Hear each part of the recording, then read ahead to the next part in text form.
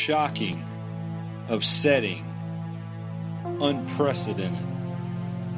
These are some of the words being used by Jehovah's Witnesses to describe the Watchtower's latest move. The Watchtower, being an American religion, has always had a rocky relationship in foreign lands. This is largely due to its rhetoric, encouraging citizens outside countries to lay down their arms, not to vote, to remain politically neutral, and submit all their time and effort into converting the neighbors around them. Because of this, for years, members have been persecuted, jailed, or even killed for what most countries would call subversive material. The Watchtower has always maintained a do-nothing policy when it comes to the suffering of its members, and have instead instituted the mantra, "Rely on Jehovah."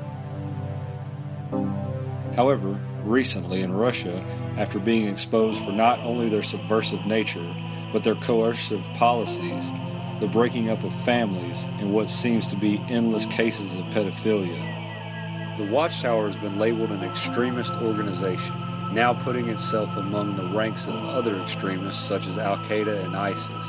Jehovah's Witnesses is under attack. Knowing this was coming in 2016, the Watchtower sent a letter to the body of elders in Russia, telling its members to stand down, stop using Watchtower's printed material, and to share their faith only when asked.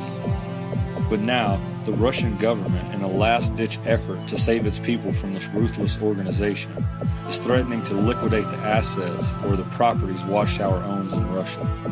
Now, in a shocking turn of events, Watchtower Corporation, not being able to face a financial loss, has changed its do-nothing, rely on Jehovah policy, and is now forcing its members to write letters petitioning the Kremlin not to strip away any assets the Watchtower owns. For example, it is quite likely that our branch office near St. Petersburg and kingdom halls throughout the country will be seized by the Russian government. Jehovah's Witnesses worldwide are feeling the disappointment in Watchtower's complete lack of faith, and see this as no different than writing your local congressman to effect changes in politics. But why? In 2015, the Pope spoke before Congress condemning any form of fundamentalist group with ties to extremism, while also in that same year working to mend relationships, create cohesion, and slowly drawing a line between those who will not cooperate.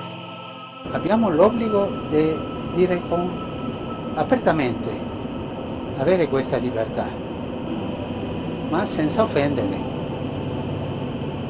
perché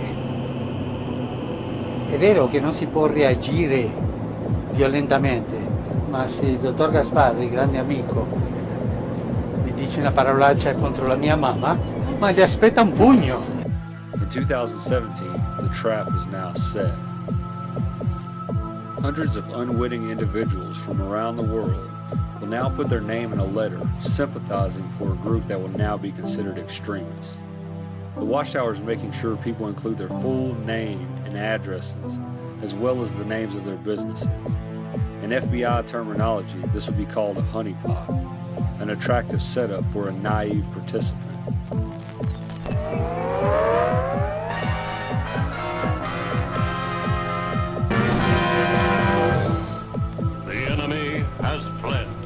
Abandoning the area. As our forces move up, they must exercise great care. Every object is a possible booby trap. Some booby traps are more alluring and ingenious than others. If you are a boob, you will be trapped. Wish to hell you'd shut up. I ain't no boob and I won't be trapped.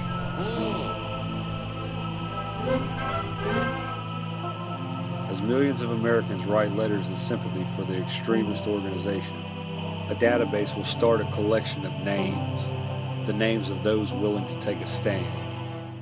Imagine in a sharp turn of events when Watchtower becomes extremist in the eyes of the United States and even the world.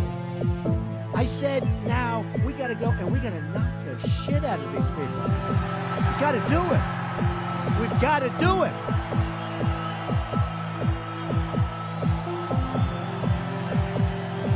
Will Jehovah's Witnesses become to Christianity what ISIS has become to Islam?